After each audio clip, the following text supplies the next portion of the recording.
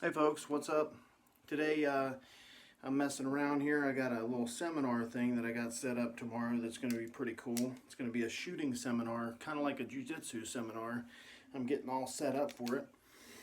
And just going to kind of get some feedback. It's going to be a smaller event here. And then if I get some good feedback from it, might be something that we start doing in the future that might actually be pretty cool. Um, but anyway, I'm setting up here, I'm messing around, so while I wind down this evening, I figured I would do a short little review. Might not be very short, but a review of my findings and my actual shooting impressions and review of this Beretta Elite LTT after I've had it for a few months, had it for 2-3 months now, and I've got over 3,000 rounds through it. So I figure now I've gotten the opportunity to put some rounds through it, really run the hell out of the gun, see what it's going to do, get it dirty, get it hot, and just see where it's living up to the hype and where it might be falling flat a little bit. Not many of those pre warning to you here. It's going to be a pretty glowing review, but. Also, what prompted this is last week I gave a guy a private lesson, and he was shooting a Wilson Combat Brigadier Tactical, I believe it is. It's the direct competitor to this. Pretty much the exact same gun, only Wilson's spin on it. And we shot that gun. We switched guns. We shot each other's guns extensively. I got a good bit of work in with that Wilson. And we put them up head to head against each other, and really did some work with them. And I wanted to push both guns very hard and see kind of what results I got. And I was pretty pleased with the results. There, surprise, surprise. There's some categories where the Wilson wins, and there's some categories where the Elite LTT wins. For me and my shooting style and what I'm trying to get out of this pistol, the Elite LTT is the clear winner and the clear choice for me. Now, for other guys, that's where putting this review out on the internet might actually help some people. If you're going a little bit in a different direction in what you're looking for out of the pistol, you might want to lean towards the Wilsons. If you're looking for more of a purely race car perspective, you're definitely going to want to go towards this thing. So let's first talk about my experience in the first 3,000 rounds downrange with this thing, and what I've done to it, and malfunction, stuff like that. So first of all, the only things I've done to the pistol is put a Langdon trigger job in a bag with a 12-pound hammer spring, and what that has done is made this pistol phenomenal. So they're pretty solid. Triggers are pretty good right out of the box, very serviceable. But with this setup with the 12-pound hammer spring and the trigger job in the bag, it is phenomenal. It is so easy to shoot.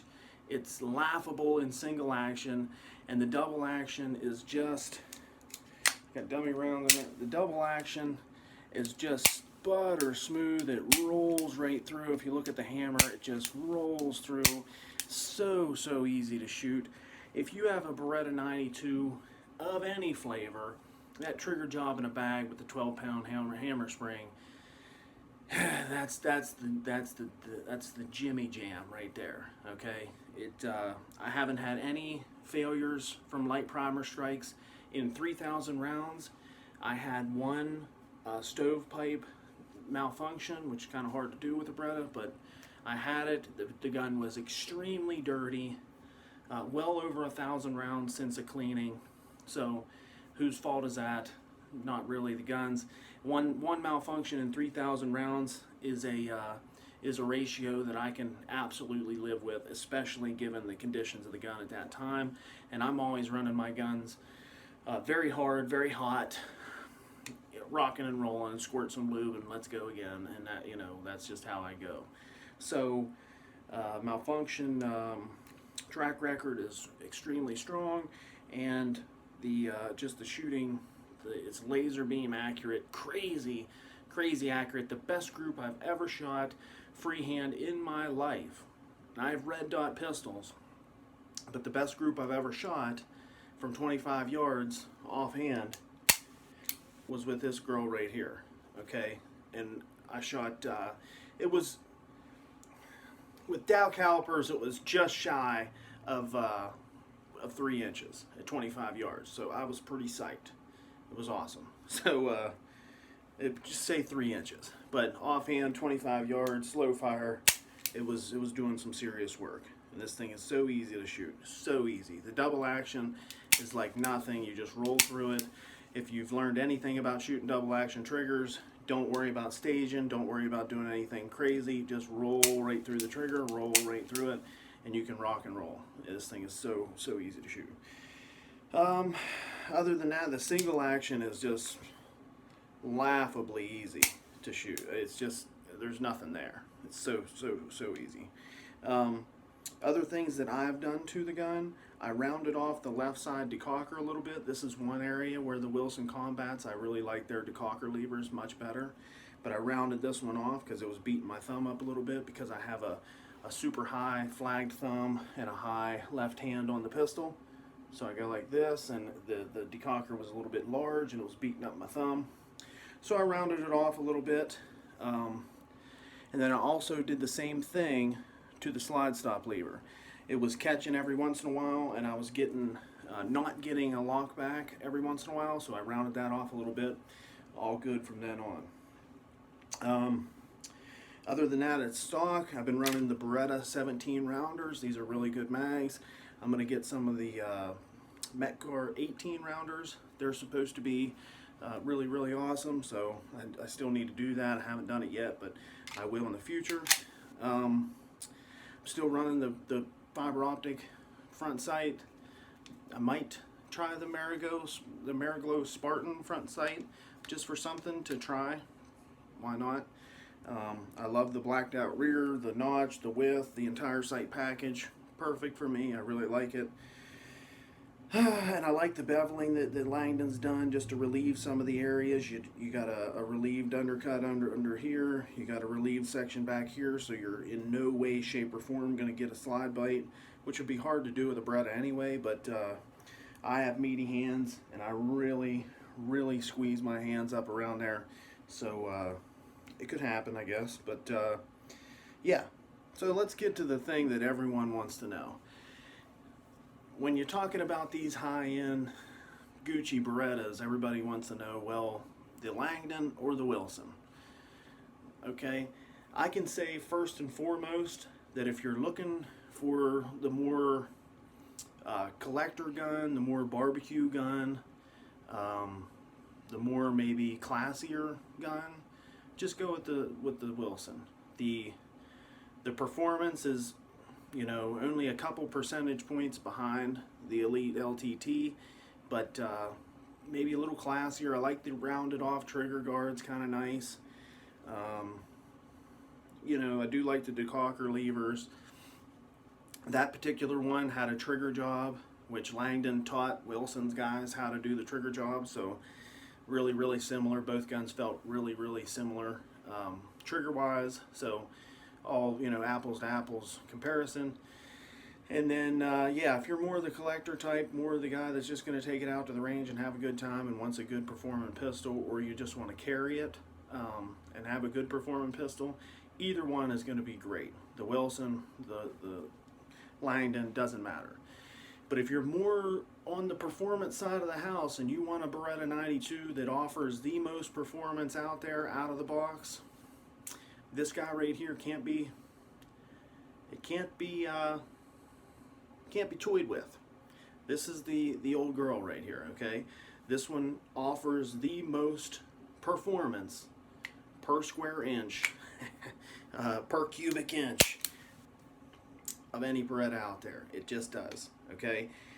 I put both guns side by side and did some recoil control testing and some real fast drills, some bill drills, some shredding with both guns, some rocking and rolling, and pretty clearly the flatter of the two. And I'm a guy that I have good enough recoil control and a strong enough skill set and strong enough recoil control and tuned in feeling with the pistols that I can feel the difference between one and the other if one has a little bit better recoil impulse, okay? Or one's a little flatter shooting, sight's a little tracking easier, whatever. I can feel that, I have that ability. And I did that test, that experiment, and I came back pretty impressed with this compared to the Wilson, okay? If guys are just out plinking around, bang, bang, bang, bang, bang, they're not going to ever feel this difference between the two. So you really got to start shredding with the gun, start really hammering hard to feel this difference. And it's not a gigantic difference, but it is there. So first of all, what the Langdon kills it on is these grips, okay? These grips, the palm swells, the bottom palm swell, the fatness right here, and the top palm swell that swells out at the top a little bit. The fact that the grip texture goes all the way up above the grip screw on both sides. Okay, the highest grips texture you can get on a Beretta grips. They just killed it. They knocked it out of the park with these grips. Langdon VZ grips, they just crushed it with these grips. But you're probably saying, well, who gives a shit? You can buy grips, right? Okay. The other thing that I think massively contributes to this feeling of flatness and sight tracking is the lighter Vertec slide. Okay, this is the M9A3 or Vertec style slide. This slide, in my opinion, without the bulk, without the extra weight, it just seemed to, in relation with the grips, the whole package, it just really pretty definitively tracked flatter and easier with less effort than the Wilson did. And I'm trying to be as objective as I possibly could about the test, and I really felt the difference in this lighter, more minimalist slide. Okay, you don't need that big heavy slide on there. You're not shooting 10 millimeter. The slides aren't going to crack. That issue was blown completely out of proportion from what I've researched into it way back in the day, and it's just a non-issue. Langdon is the foremost Beretta guy almost in the world. And if he decided to put this gun together in this configuration, that's really all you need to know, okay? Bill Wilson's also a big Beretta guy, but he called Ernest Langdon in to teach his guys about Berettas and how to work on them, how to tune them up, how to get them right. So, I mean, just pick your poison. They're both awesome, but I believe that strictly in a performance package, the front cocking serrations, the Vertec slide, the amazing grip package they put on this thing, the beveling they did under the trigger guard, the beveling they did on the back of the frame, the rounded edges, the beautiful job they did on the magwell, even though I've relieved my corners just a little bit more. The big mag release, the trigger, the sight package, man, they nailed it. They nailed it. And again, the Wilson, they nailed it as well.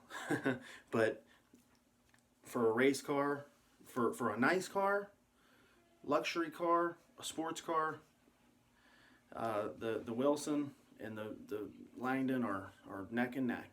But when it comes to pushing every ounce of performance out of them, the Langdon pulls ahead a bit. So that's really all there is to it.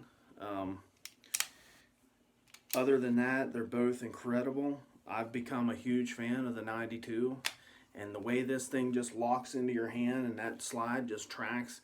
I'll do a recoil control video showing this slide and how much I can keep it still and it's it's crazy. So yeah, either one's great. Take her easy. Hope it helps anybody trying to